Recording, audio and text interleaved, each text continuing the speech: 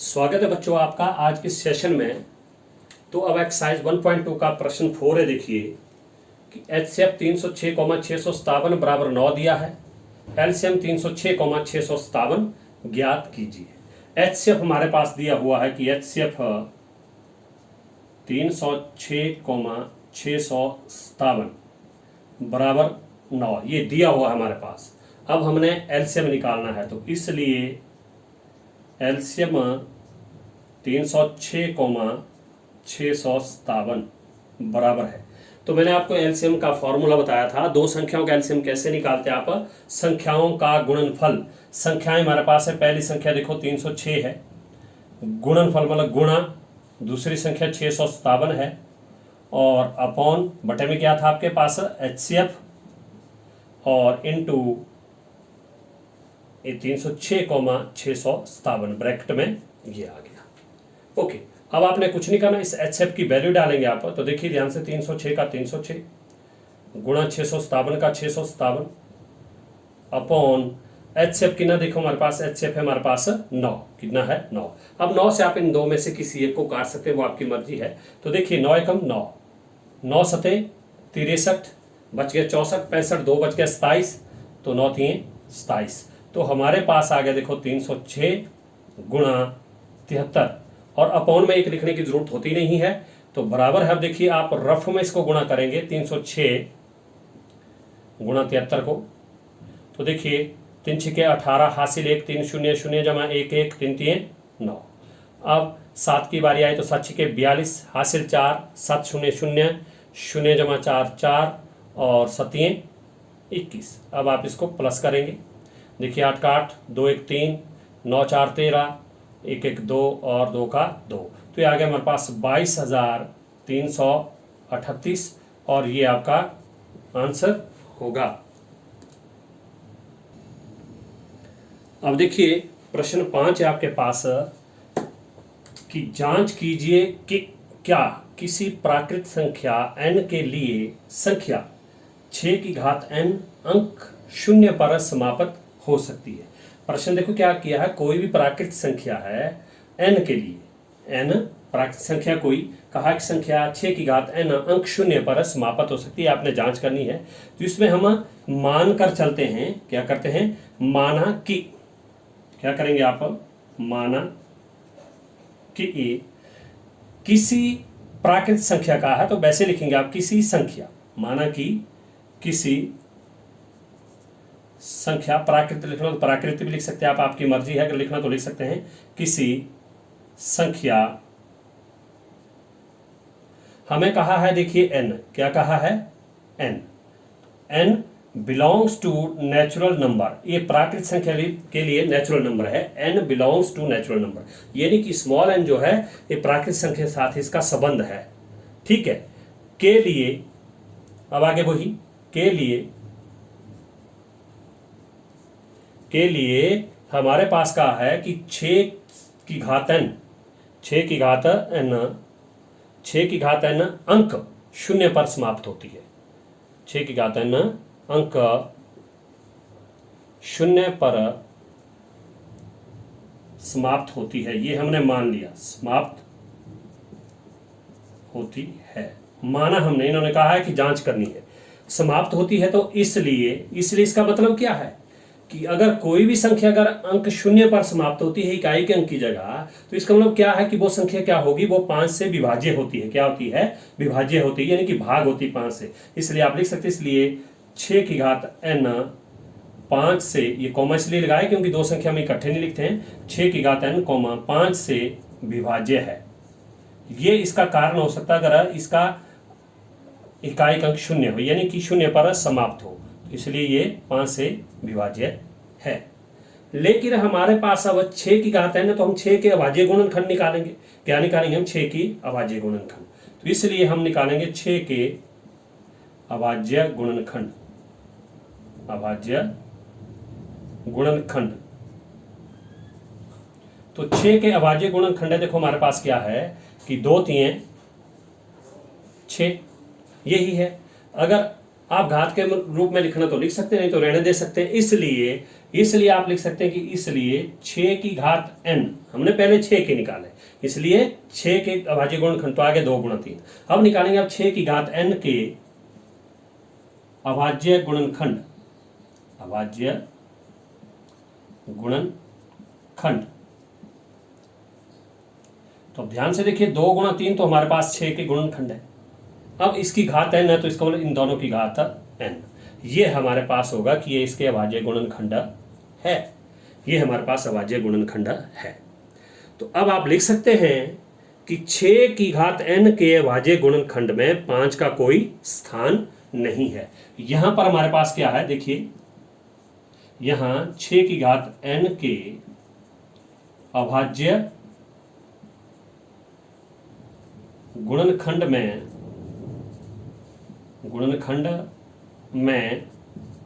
इसमें देखिए 5 नहीं आ रहा, तो इसलिए लिख सकते हैं आप कि यहां 6 की घात n के अभाज्य गुणनखंड में 5 का कोई स्थान नहीं है, 5 का कोई स्थान नहीं है। तो अब आप इसलिए लिख सकते हैं कि इसलिए हमारी कल्पना क्या है कि गलत है, इसलिए हमारी कल्पना क्या है, गलत है। तो आप लिख सकते हैं इसलिए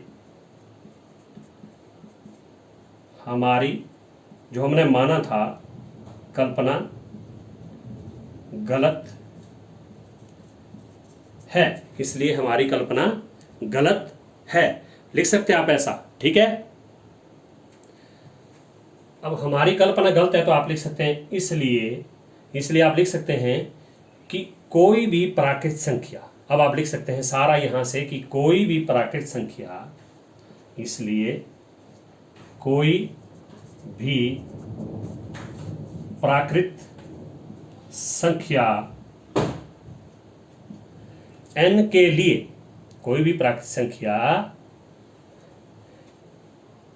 n ऐसी नहीं है, या n के लिए भी लिख सकते हैं कोई भी प्राकृत संख्या n ऐसी नहीं है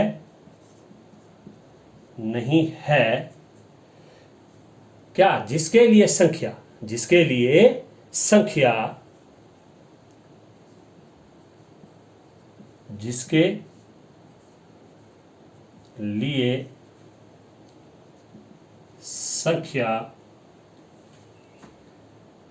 6 की घात n, ये हमारे पास दिया 6 की घात n, जिसके लिए संख्या 6 की घात n किस अंक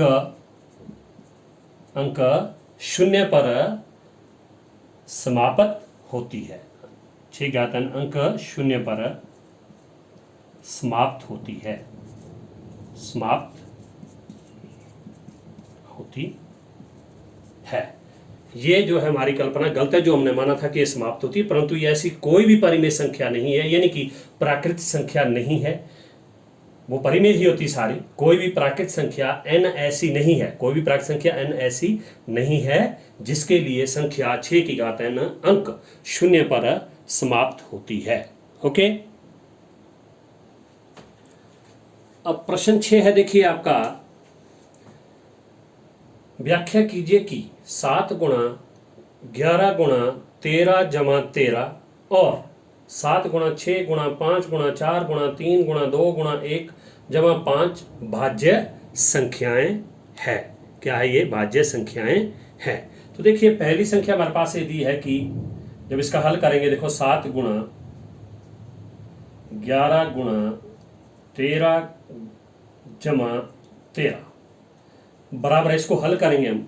तो देखिए अब यहाँ पर 7 गुणा 11 गुणा 13 दिया है, यानी कि ये सारा गुणा हो रहा है, तो इसका मतलब हमारे पास एक ही संख्या है यहाँ से यहाँ तक, क्योंकि गुणा हो रहा है एक ही संख्या है। अब दूसरी गुण संख्या हमारे पास 13 है, तो इन दोनों में देखो ये गुणा करके एक ही संख्या यहाँ 13। तो देखो जब भी जमा और माइनस में आगे पीछे कोई संख्या है तो आप कॉमन भी निकाल सकते हो उनमें गुणा के बीच में। तो देखिए यहाँ भी 13 यहाँ भी 13, तो 13 आप कॉमन ले सकते हैं। देखो 13 कॉमन ले लिया तो हमारे पास यहाँ बच गया 7 का 7 गुणा 11 का 11 और गुणा लिखना तो लिख सकते हैं आप, 13 कॉमन लिया तो यहाँ बच गया 1 और जमा आपने 13 कॉमन लिया तो यहाँ बच गया 1। अब इसको लिख सकते हैं, तो आप लिख सकते हैं 13 × 7 गुणा 11 एकम 11 सिंपल, 11 को अकेला गुणा करना, क्योंकि एक लिखने की जरूरत नहीं होती, इसलिए मैंने सिर्फ 11 को अकेला गुणा किया। आप 1177 भी कर सकते हैं, ऐसा कुछ नहीं, लेकिन हम गुणा में ही रख रहे हैं इसको। अगर गुणा करना तो कर सकते हैं, ऐसा कुछ नहीं। आप जमा 1 का जमा 1।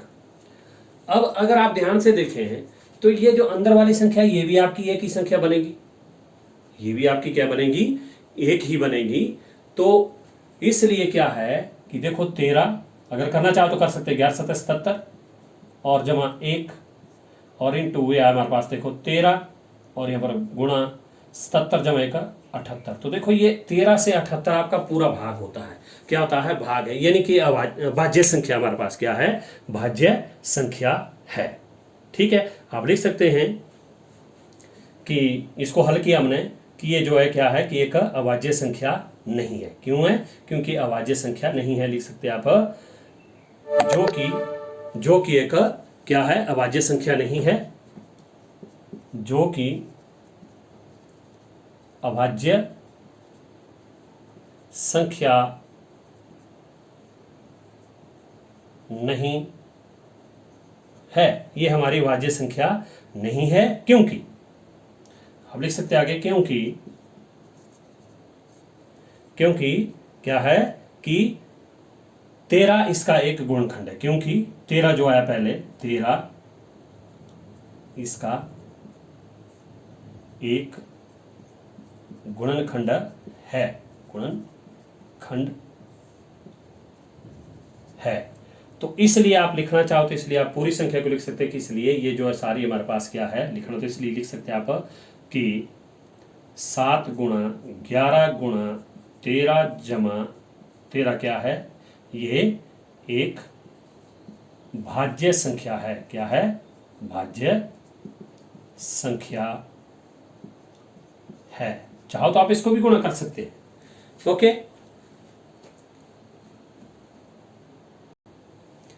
अब दूसरी संख्या हमारे पास देखो क्या है, और करके लिख सकते हैं आप, और 7 गुणा 6 गुणा 5 गुणा 4 गुणा 3 गुणा 2 गुणा 1 जमा 5। ठीक है, देखिए 7 गुणा 6 गुणा 5 गुणा 4 गुणा 3 गुणा 2 गुणा 1 जमा 5। अब यहाँ पर भी अगर यहाँ से लेकर यहाँ तक गुणा हो रहा हो तो ये गुणा करके एक ही संख्या बनती है, इसलिए आप इसमें भी देख सकते हैं। देखो यहाँ भी 5 है और आगे जमा करके भी 5 आ रहा, तो 5 आप कॉमन ले सकते हैं। तो बराबर करके यहाँ जगह नहीं होगा, इसलिए मैंने यहाँ ले लिया 5 कॉमन ले लिया। तो हमारे पास यहाँ बच गए 7 गुणा, यहाँ बच गया 6 गुणा 5 हमने कॉमन लिए, यहाँ बच गए गुणा 4 गुणा 3 गुणा 2 गुणा 1 और जमा 5 हमने कॉमन लिया, तो यहाँ भी बच गया 1। क्या बच गया हमारे पास, 1। तो अब देखिए 5 का 5, चाहो तो आप इन सब को यहाँ से यहाँ तक गुणा कर सकते हैं, सबको अगर करना तो सभी को आप गुणा कर सकते हैं। ठीक है, तो देखिए 7 के 42, 42 गुणा 4, देखिए साइड में कर सकते हैं आप गुणा, 7 6 42, फिर एक गुणा करने की जरूरत नहीं, बच गया 4, 4 से गुणा, देखिए 4 दूने 8, 4 चौके 16।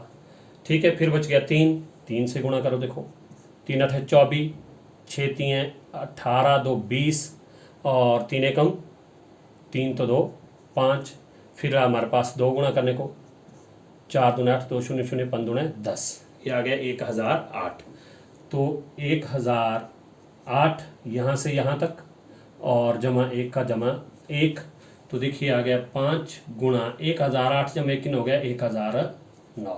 अब देखिए ये भी क्या है, आपकी अभाज्य संख्या नहीं है, लेकिन 5 से बेशक नहीं हो रहा है, लेकिन फिर भी क्या 5 इसका गुणनखंड है, तो इसलिए भी क्या है, आपकी भाज्य संख्या नहीं है। तो आप लिख सकते हैं यहाँ भी जो कि एक अभाज्य संख्या नहीं है, अभाज्य संख्या नहीं है, नहीं है, क्योंकि 5 इसका एक गुणनखंड है, गुणनखंड है, क्योंकि 5 इसका एक गुणनखंड है। तो इसलिए आप लिख सकते हैं लास्ट में, इसलिए जो हमारे पास ये संख्या थी 7 गुणा 6 गुणा 5 गुणा 4 गुणा 3 गुणा 2 गुणा 1 जमा 5 एक क्या है, भाज्य संख्या है। तो इस तरह से करेंगे आप। ओके।